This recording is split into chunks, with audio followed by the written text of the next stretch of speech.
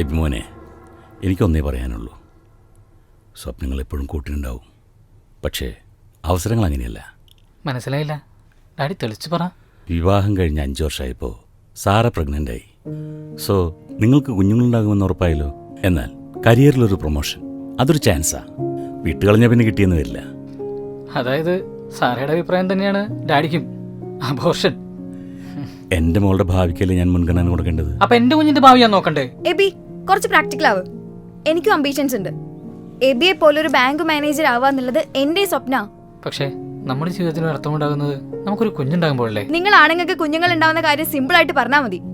10 മാസം കൊണ്ടു നടക്കാനും പ്രസവവേദന അനുഭവിക്കാനും മുലയൂട്ടി വളർത്താനുള്ള കഷ്ടപ്പാട് ഞങ്ങൾ പെണ്ണുങ്ങൾ അനുഭവിക്കണ്ടേ? സാറേ നിർത്ത്, ഞാൻ ഇറങ്ങാം. എബിമോനെ ഒന്ന് വന്നേ, എനിക്കൊരു കാര്യം പറയാനുണ്ട്.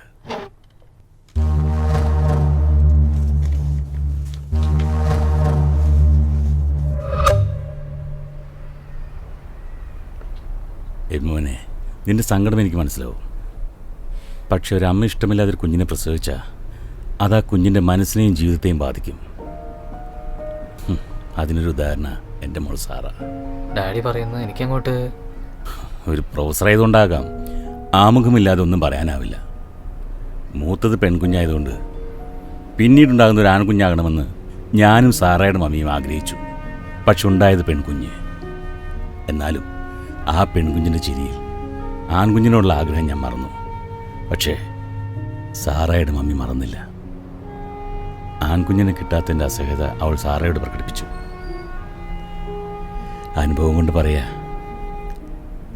സാറായ്ക്ക് സമ്മതമില്ലെങ്കിൽ വേണ്ടാന്ന് വെക്കുന്നതല്ലേ നല്ലത്. വീണ്ടും ഒരു സാറ, അത് വേണം.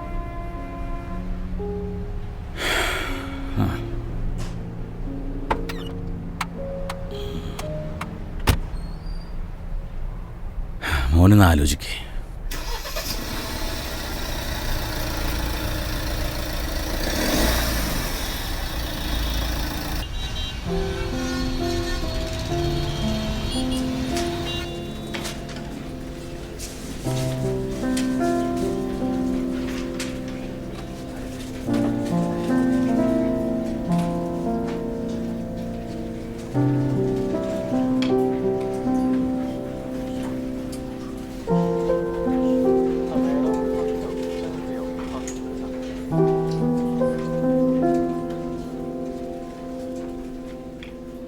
അമ്മ പറയുന്നത് എനിക്ക് മനസ്സിലായി. പക്ഷെ ഇപ്പോഴത്തെ ഈ പ്രമോഷൻ ഞാൻ ഒഴിവാക്കിയ പഴയ കാലമല്ലല്ലോ ഇപ്പോൾ. അമ്മ സ്വന്തം മോനെക്കുറിച്ചും പിറകാനിരിക്കുന്ന പേരക്കുട്ടീനെ കുറിച്ചും മാത്രമല്ലേ ചിന്തിക്കുന്നുള്ളൂ. അമ്മ ഞാൻ പിന്നെ വിളിക്കാം. ഇവിടെ എന്നെ കാണാൻ കുറച്ച് ആൾക്കാർ വെയിറ്റിങ്ങില്ല. എന്താ സാറാ, കുറച്ച് ടെൻഷനിലാ തോന്നുന്നു. ആണോന്നോ? പഠിക്കുമ്പോൾ നീ എത്ര വട്ടം എന്നോട് പറഞ്ഞതാ മടത്തിച്ചേരാൻ വേണ്ടി. മര്യാദയ്ക്ക് കേട്ടാൽ മതിയായിരുന്നു. എന്താണ്ടായേ? നിന്റെ എബി ഒരു പാവാണല്ലോ. നോറ്റൊരു മാനേജർ ടെസ്റ്റ് പാസ്സായി എനിക്കൊരു പ്രമോഷൻ കിട്ടിയപ്പോൾ ദേ വരുന്നു ഇതുവരെ ഇല്ലാത്തൊരു ഗർഭം. ഓ, ഇരട്ടി മധുരാണല്ലോ പ്രമോഷനും പിന്നെ ഒരു പുതിയ ജീവനും. നല്ലതല്ലേ? ഏയ്, പ്രമോഷന്റെ കൂടെ ട്രാൻസ്ഫർ ഉണ്ടോ? അന്നേരം ഗർഭം, ലീവ്, പ്രസവം എന്നൊക്കെ പറഞ്ഞാൽ ശരിയാവത്തില്ല. എന്നാ പിന്നെ പ്രമോഷൻ ഒഴിവാക്ക്. ഒരു കുഞ്ഞിന് കിട്ടുന്നതല്ലേ വലിയ കാര്യം. അതൊന്നും ശരിയാവത്തില്ല. അല്ല, നീ എന്തിനാ വന്നേ? അയ്യോ സിസ്റ്ററെ, ഞാനിവിടെ നീ എന്ന് വിളിക്കുന്നതിന് സിസ്റ്റർ ഒന്നും വിചാരിക്കല്ലേ. ഞങ്ങൾ സ്കൂൾ മുതൽ കോളേജ് വരെ ഒരുമിച്ചായിരുന്നു. അതിന്റെ ഒരു സ്വാതന്ത്ര്യത്തിൽ വിളിക്കുന്നയാ. മനസ്സിലായി, വന്ദന സിസ്റ്റർ വരുമ്പോ പറഞ്ഞിരുന്നു. സാറാ, അതെ, ഒരു എഡ്യൂക്കേഷൻ ലോണിന്റെ കാര്യത്തിനാ വന്നത്. മഠത്തിനടുത്തുള്ള കൊച്ചാ, നല്ല റിസൾട്ട് ഉണ്ട്. എങ്ങനെയെങ്കിലും ശരിയാക്കി തരണം. എഡ്യൂക്കേഷൻ ലോണ് ഇപ്പൊ കുറച്ച് പാടാ. ലോൺ വാങ്ങിക്കുന്നവർ തിരിച്ചടയ്ക്കാത്തതാ പ്രോബ്ലം. അതുകൊണ്ട് മാനേജേഴ്സ് പൊതുവെ റിസ്ക് എടുക്കാറില്ല. എനിക്ക് വേണ്ടി ഇത് എങ്ങനെയെങ്കിലും ശരിയാക്കി തരണം. ഒരു അപ്പാവി കുടുംബ, അത്യാവശ്യം പ്രാരാബ്ധമുണ്ട്. ലോണിന്റെ കാര്യങ്ങളൊക്കെ അവർ ചെയ്തു തുടങ്ങിയിട്ടുണ്ടെന്നാ പറഞ്ഞേ. എന്താ സ്റ്റുഡൻറ്റിന്റെ പേര്? എൽസ ജോസ്. സ്മാർട്ടാണ്.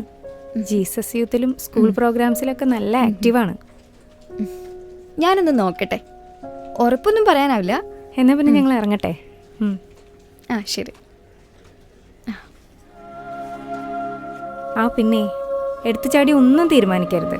ദൈവത്തിൽ ആശ്രയിച്ചാൽ ദൈവം എന്തേലും വഴി കാട്ടിത്തരും. സ്വന്തം ബുദ്ധിയിൽ ആശ്രയിക്കുന്നതുകൊണ്ടാ വേണ്ടാത്തതൊക്കെ തോന്നുന്നേ. ഓ, നീ ചെല്ല്, എനിക്കിഷ്ടം പോലെ പണിയുണ്ട് ഇവിടെ.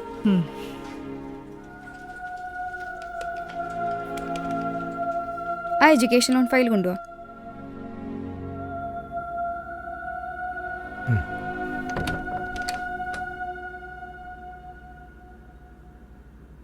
സർ, എന്താ സാറാ? ഇരിക്കും. എനിക്ക് വളരെ വേണ്ടപ്പെട്ട ഒരു സ്റ്റുഡൻറ്റിൻ്റെ ഒരു എഡ്യൂക്കേഷൻ ലോണിൻ്റെ കാര്യത്തിനാണ്. ഓ, ഇതാ ഫയല്. ആ നോക്കട്ടെ.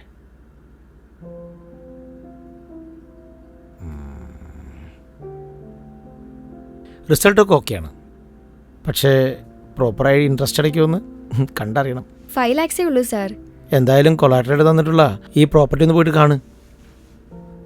ആദ്യമായിട്ടല്ലേ സാറാ ലോൺ റെക്കമെൻഡ് ചെയ്യുന്നത്, നമുക്ക് നോക്കാം. കിങ്ങിണിക്കുന്ന ക്ലാസ് ഇല്ലേ? ഉച്ച വരെ ഉണ്ടല്ലോ. അപ്പം ഞാനിങ്ങോട്ട് കൊണ്ടുവന്നു. വീട്ടിൽ പോകാത്തതിനാണോ പിണക്കം? വീട്ടിൽ പോയാലേ അവൾ മുത്തശ്ശിയുടെ ഉറക്കം കളയും. ഇല്ലടി, വൈഫ് വരുന്നവരെ ഇവിടെ ഞങ്ങൾക്കൊരു തലവേദനയാണ്. വൈഫിന് ഉടനെ ട്രാൻസ്ഫർ ആണോ സർ? ട്രൈ ചെയ്യുന്നുണ്ട്. ഈ ഭാഗത്ത് വില്ലേജ് ഓഫീസർ ഈ വർഷം റിട്ടയർമെൻറ്റാണ്. അവിടേക്ക് കിട്ടാൻ പ്രഷർ ചെയ്യുന്നുണ്ട്. മോളെ കൂട്ടു സർ. വൈഫിന് VRS എടുത്തൂടെ? സർവീസ് കുറച്ചായില്ലേ? എവിടെ, വെറും 12 വർഷം. പോരാത്തിന് 2 പേരുടെ ഇൻകം കൊണ്ട് കാര്യങ്ങൾ നടക്കാൻ ബുദ്ധിമുട്ടാണ്. മൂത്തവൻ്റെ സ്കൂള്, പിന്നെ ബോർഡിംഗ് ഫീസ്, പിന്നെ കാറിൻ്റെ CC, ഹൗസിംഗ് ലോൺ, പിന്നെ കുറച്ച് സേവിങ്സ് ഒക്കെ കറക്റ്റ് ആവണ്ടേ? സാറാ, ഒരു കാരണവശാലും VRSനെ കുറിച്ച് ആലോചിക്കണ്ട കേട്ടോ. ആ ഏയ്, ചോദിച്ചെന്നേ ഉള്ളൂ. ശരി. ആ പിന്നെ വേറെ 1-2 ലോണിൻ്റെ കൊളാറ്ററൽ കൂടി ഒന്ന് അസസ് ചെയ്യാനുണ്ട്. ആ നമ്മുടെ ഡോക്യുമെന്റ് റൈറ്റർ ഇല്ലേ രാജേന്ദ്രൻ, അദ്ദേഹം വരുമ്പോൾ അതുകൂടി ഒന്ന് ചാർട്ട് ചെയ്തേക്ക്. Okay sir. ഓക്കെ.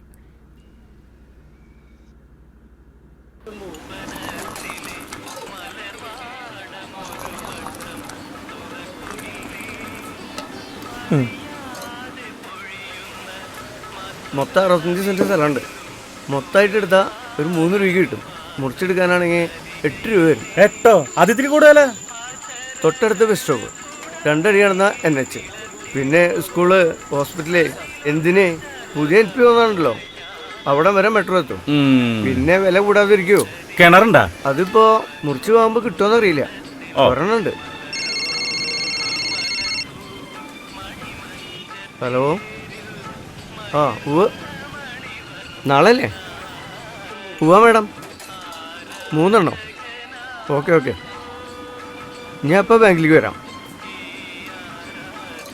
അവിടേക്കുള്ള വഴിയൊക്കെ ഞാൻ കണ്ടുപിടിച്ചോളാം. ആധാർ എഴുത്തും വസ്തു ബ്രോക്കറായിട്ട് എത്ര നാളായി ഞാൻ ഇവിടെ കറങ്ങണു. ഇതേ വരണം. അപ്പോൾ താനൊന്ന് ആലോചിക്ക്. എനിക്ക് ബാങ്കിലേക്ക് ഒന്ന് പോകാം. നാളെ 1-2 വസ്തു നോട്ടുണ്ട്. ചെറിയ ചെറിയ ചില്ലറ കിട്ടുന്നുണ്ട്. നമ്മളെന്തിനാ കളയണേ? അത് ശരിയാ. അപ്പോൾ ചായയുടെയും പരിപ്പയുടെയും സുഖേൻ്റെ കാശ് താൻ കൊടുത്തോളില്ലേ? അതോ ഞാൻ കൊടുക്കണോ? അത് പിന്നെ എന്നാ പിന്നെ അങ്ങനെ ആയിക്കോട്ടെ. അപ്പം വിളിച്ചാൽ മതി കേട്ടോ. ബ്രോക്കർ.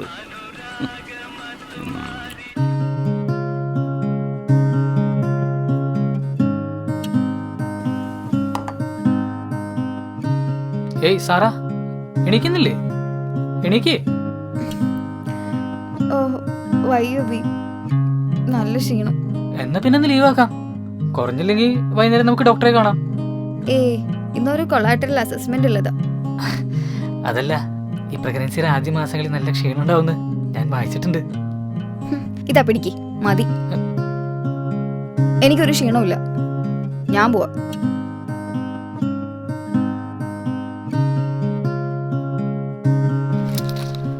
എബി, ഞാൻ ഇറങ്ങുവാണേ. ഏയ് സാറാ, സ്കൂട്ടറിൽ പോണ്ട, റിസ്കാ.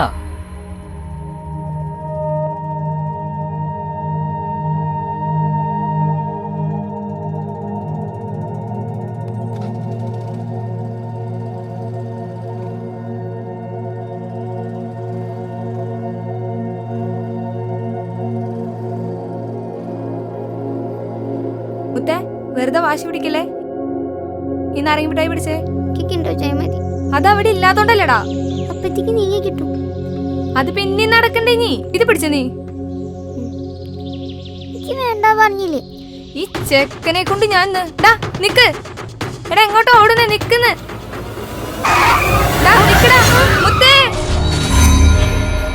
എന്തേലും പറ്റിയോടാ? വണ്ടി തട്ടിയിട്ടില്ല. ബ്രേക്ക് പിടിച്ചോണ്ട് രക്ഷപ്പെട്ടു. കർത്താവ് കാത്തു, ഒന്നും പറ്റിയിട്ടില്ല. ഏതായാലും ഒന്ന് ഹോസ്പിറ്റലിൽ പോവാം. അതൊന്നും വേണ്ട, മാഡം പൊക്കോളൂ. ഓക്കെ. പിന്നെ അമ്മമാരായ കുറേം കൂടി ശ്രദ്ധ വേണം കുഞ്ഞുങ്ങളുടെ കാര്യത്തിൽ. അതെ, ഇതിന് മോനല്ല, അനിയനാ. അമ്മ പോവാ. പോടാ. ഞങ്ങള് പോട്ടെ മാഡം. ആ.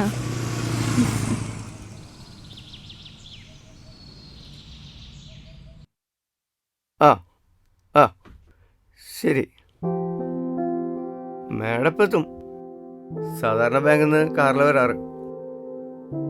മാഡം വീട്ടിൽ നിന്ന് ഇറങ്ങാൻ സ്വല്പം ലേറ്റായി. അപ്പം പിന്നെ സ്വന്തം വണ്ടിക്ക് വെച്ചാ പിടിച്ചു. അല്ല രാജാ. രാജേന്ദ്രൻ എന്ന് തന്നെ വിളിക്കണം. ഓ രാജേന്ദ്രൻ. രാജെന്ന് വിളിക്കുമ്പോഴേ ഒരു ബ്രോക്കർ ഫീൽ വരും. ഒരു അപ്രൈസ് ഫീൽ കിട്ടണമെങ്കിലേ രാജേന്ദ്രൻ എന്ന് തന്നെ വിളിക്കണം. അപ്പോ രാജേന്ദ്ര, ഈ മേടെങ്ങനെ അരിവുള്ള കൂട്ടത്തിലാണോ? അലിയാനെന്ത് ഐസ്ക്രീമാ? ബാങ്കിൻ്റെ കാര്യമല്ലേ, എല്ലാം കൃത്യമാവണം. രേഖയിൽ പറഞ്ഞ പോലെയാണോ വസ്തു എന്ന് മേഡം നോക്കും. പിന്നെ വീടിൻ്റെ ഗുണവും. ആ മേഡം വന്നല്ലോ.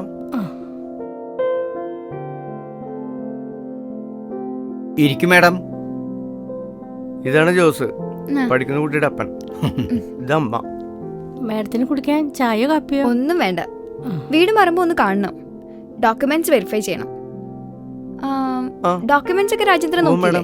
അതിലൊരു 30 വർഷത്തിന് മുന്നുള്ള അടിയാധാറില്ല, അത് എടുപ്പിക്കേണ്ടി വരും. അതൊക്കെ ശരിയാക്കാം മേഡം. ജോസേട്ടന് സിസ്റ്റർ വന്ദനനെ എങ്ങനെ അറിയാം? മോൾക്ക് വേണ്ടി ബാങ്കിൽ വന്നിരുന്നു. വന്ദന സിസ്റ്റർ ഞങ്ങളുടെ കൂടെ ഓൾഡ് ഏജ് ഹോമിൽ സഹായിക്കാൻ വരുന്നതല്ലേ? അപ്പൊ നിനക്ക് സൊസൈറ്റിയിലല്ലേ പണി?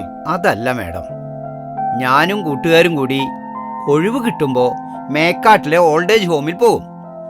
അവിടെ വൃത്തിയാക്കാനും ചിലപ്പോ അവിടുത്തെ അപ്പാപ്പന്മാരെ ഷേവ് ചെയ്യാനും മുടി വെട്ടാനും ഒക്കെ സഹായിക്കും. അപ്പൊ ഞങ്ങളുടെ കൂടെ ഈ വന്ദന സിസ്റ്റർ വരാറുണ്ട്. ഓ അല്ല, ഈ എൽസ ജോസ് എവിടെ? കണ്ടില്ലല്ലോ. ഇപ്പൊ വരും മാഡം. വായനശാലയില് രക്തദാന ക്യാമ്പുണ്ട് ഞായറാഴ്ച, അതിന് നോട്ടീസ് കൊടുക്കാൻ പോയിരിക്കുക. വരാറായിണ്ട്. ഏതായാലും നമുക്ക് ഈ വീട് മറമ്പൊന്ന് കാണാം. മേഡം വീടും പറമ്പൊക്കെ ഒന്ന് കണ്ടിട്ട് വരും. ഞാൻ അടുത്ത സ്ഥലം പോയി കണ്ടിട്ട് സെറ്റാക്കാം. മാഡം വരാൻ വയ്യപ്പോഴേ ഇവിടുത്തെ സ്ഥലം വീടൊക്കെ ഞാൻ വിസ്തരിച്ച് കണ്ടതാ. എന്നാ രാജേന്ദ്രൻ ചെല്ല്, എന്നിട്ട് ലൊക്കേഷൻ അയക്കേ. എന്നാ ശരി. ശാന്തിയെ, നീ ഈ മേഡത്തിനെ ഈ സ്ഥലമൊക്കെ ഒന്ന് കാണിക്കേ. ഞാൻ ഈ രാജേന്ദ്രനെ കവലയിലാക്കിയിട്ട് വരാം.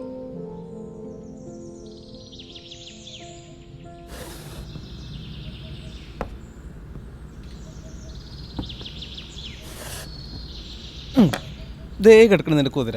എന്തുട്ടാടി ഇപ്പൊ ശരിയാക്കിരാ. പിന്നെ ഇത് മോനും മോളുക. മോൻ +1 മോള് 9. വെക്കേഷൻ അടിച്ചു പൊളിക്കാല്ലേ ഏട്ടനും അനിയത്തി? ഒന്നും പറയണ്ട, എല്ലാവരും കൂടി കൂടിയാ പിന്നെ തൃശ്ശൂർ പോരാ. അമ്മ വെള്ളിയാഴ്ച വന്നാലേ ഞാൻ അപ്പാപ്പനെ കാണാൻ പോട്ടെ. അത് വേണ്ട. വെള്ളിച്ചിരി കൂടെ ചേട്ടൻ അങ്ങനെ ഒറ്റയ്ക്ക് പോണ്ട, ഞാനും വരും. ദേ വണ്ടി സർവീസ് കഴിഞ്ഞ് കിട്ടട്ടെ. തൽക്കാലം നിങ്ങൾ ബസ്സിന് പോയാ മതി. അപ്പൊ നിങ്ങൾക്ക് എല്ലാവർക്കും കൂടി പോവാലോ. മുത്തൂനെ കൊണ്ടണ്ട, ഭയങ്കര കുറുമ്പാ, അലമ്പാക്കും. അത് വേണ്ട, മുത്തനെ ഞാൻ നോക്കിയോളാം. അവനെ നോക്കാൻ ഒരു നാക്കുണ്ട്. ഒരു പുന്നാരാണ്. ദേ തല്ലു കൂടാണ്ട് നിങ്ങൾ ഇരുന്ന് കളിച്ചോ. വാ മോളെ.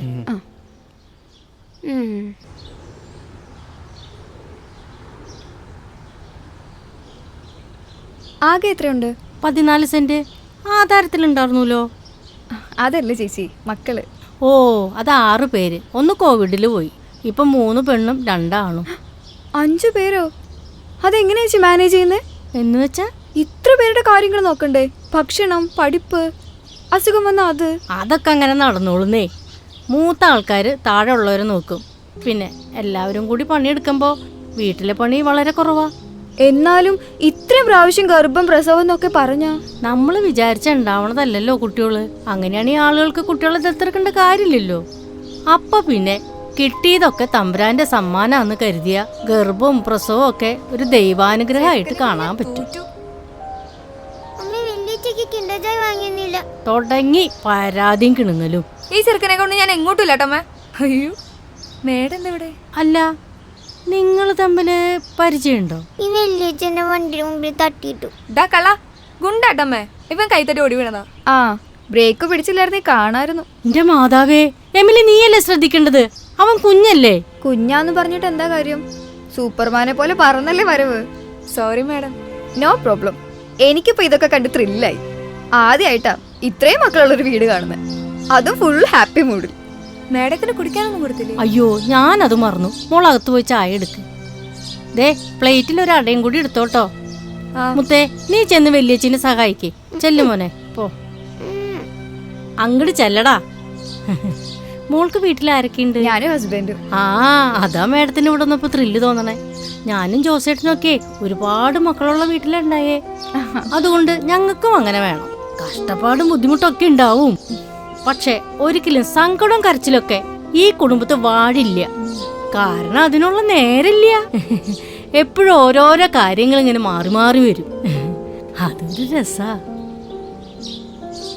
ആകപ്പാടെ ശാന്താവുന്നൊരു സമയം സന്ധ്യാപ്രാർത്ഥനയ്ക്ക് ജോസേട്ടൻ ബൈബിള് വായിക്കുമ്പോഴാ. അമ്മേ ചായ. എന്താ പേര്? എമിലി. എന്ത് ചെയ്യുന്നു? BEd കഴിഞ്ഞു. കാർമൽ സ്കൂളില് ലീവ് വേക്കൻസിയിൽ ടീച്ചറായി പോവുക. അപ്പോൾ എൽസ എന്താ BEd എടുക്കാതെ നഴ്സിംഗിലേക്ക് പോയത്? ഇവള് +2 കഴിഞ്ഞപ്പോൾ മുതൽ സൺഡേ കാറ്റീസം പഠിപ്പിക്കാൻ പോയി. അപ്പോൾ അവൾക്ക് ടീച്ചറാവാൻ തോന്നി. എൽസ മോളാണെങ്കിൽ ജോസേട്ടൻ്റെ കൂടെ ഓൾഡ് ഏജ് ഹോമിലേക്ക് ഇടയ്ക്ക് പോകും. അങ്ങനെ നേഴ്സിംഗ് ഇഷ്ടമായി. പിന്നെ സിസ്റ്റർമാരും പറഞ്ഞു എൽസ മോക്ക് നല്ലത് നേഴ്സിംഗ് ആണ്. പക്ഷേ ഇനി 3 പേരില്ലേ, അവരെയൊക്കെ ഇതുപോലെ പഠിപ്പിച്ചെടുക്കണ്ടേ? അപ്പോഴേക്കും എനിക്ക് എൽസമോൾക്കും ജോലിയാവില്ലേ?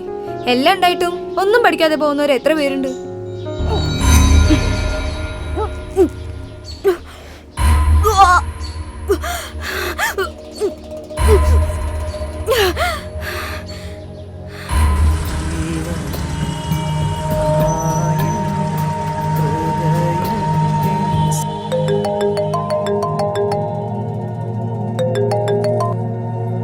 ഹലോ സാറാ, എന്തേ? എനിക്ക് ചെറുതായിട്ട് തല ചുറ്റുന്ന പോലെ. ഓ മൈ ഗോഡ്, നീ ഇപ്പൊ എവിടെയാ? അടുത്താരാള്? പേടിക്കണ്ട, ഒരു വീട്ടിലാ. സേഫാ. ഒന്നിങ്ങോട്ട് വരുമോ? നീ ലൊക്കേഷൻ അയച്ചോ? ഞാൻ എത്തി.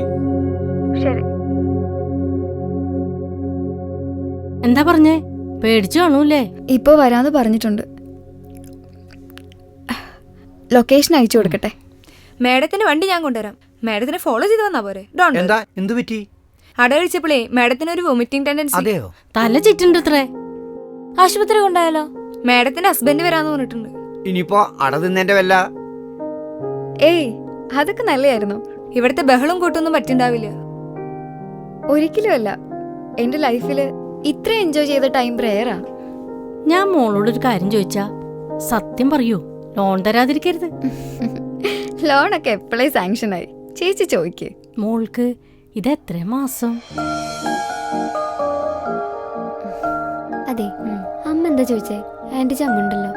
എടി, ആന്റിയുടെ വീട്ടിലൊരു കുഞ്ഞു വേണ്ടെന്ന്. ഓ, വാവയ്ക്ക് ആന്റി കിൻഡർ ജോയ് വാങ്ങി കൊടുക്കാറുണ്ടാ? ഏയ്, ഇപ്പൊ മേഡത്തിന് വേണ്ടത് നല്ല ഫ്രൂട്ട്സാ. മേഡത്തിന് മാത്രല്ല, പിന്നെ അമ്മ ആഹാ, അമ്മയുടെ കള്ളി.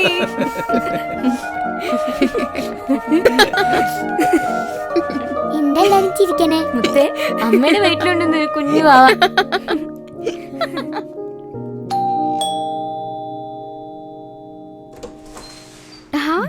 വന്ദനാമ, വാ വാ. അവസാനം ദൈവത്തിന്റെ സമ്മാനം സ്വീകരിച്ചുല്ലേ? അപ്പൊ പ്രമോഷനും ദൈവം തന്നില്ലേ, അതും സ്വീകരിച്ചു. അപ്പൊ ട്രാൻസ്ഫറോ? ട്രാൻസ്ഫറായി. ഇവിടുന്ന് 2 മണിക്കൂർ ദൂരം. വീക്കെൻഡിൽ വരും. അപ്പൊ ബുദ്ധിമുട്ടും കഷ്ടപ്പാട് സഹിക്കാൻ തീരുമാനിച്ചു. എല്ലാം നീ കാരണമല്ലേ, റവറൻ സിസ്റ്റർ വന്ദന. ഞാൻ കാരണ? അതെങ്ങനെ? എൽസ ജോസിന്റെ എഡ്യൂക്കേഷൻ ലോണിന്റെ കാര്യത്തിന് ആ വീട്ടിൽ പോയത് നീ കാരണമല്ലേ? ആ, അതിനൊരു താങ്ക്സ് പറയാൻ വന്നതാ ഞങ്ങള്. അവരും വരും. താങ്ക്സ് പറയേണ്ടത് ഞാനാ. പിറ്റേന്ന് ഡോക്ടറെ കണ്ടിട്ട് അബോർട്ട് ചെയ്യാൻ വേണ്ടി ആലോചിക്കായിരുന്നു ഞാൻ. അപ്പോഴാ നീ പറഞ്ഞേ. എടുത്തുചാടി ഒന്നും തീരുമാനിക്കരുത്. ദൈവത്തിൽ ആശ്രയിച്ച ദൈവം എന്തേലും വഴി കാട്ടിത്തരും. സ്വന്തം ബുദ്ധിയിൽ ആശ്രയിക്കുന്നതുകൊണ്ടാ വേണ്ടാത്തതൊക്കെ തോന്നുന്നത്. പിന്നെ ശാന്തേച്ചിനെയും ജോസേട്ടനെ കണ്ടതോടെ എൻ്റെ ആറ്റിറ്റ്യൂഡൊക്കെ മാറി. കുറേ കുഞ്ഞുങ്ങളുള്ള കുടുംബം, അതാണ് എൻ്റെ സ്വപ്നം. സാറയുടെ സ്വപ്നങ്ങളെല്ലാം നിറവേറട്ടെ. സിസ്റ്ററെ, ആ, വാ വാ വാ. അല്ല, ഇത് ആരൊക്കെ ഇത്?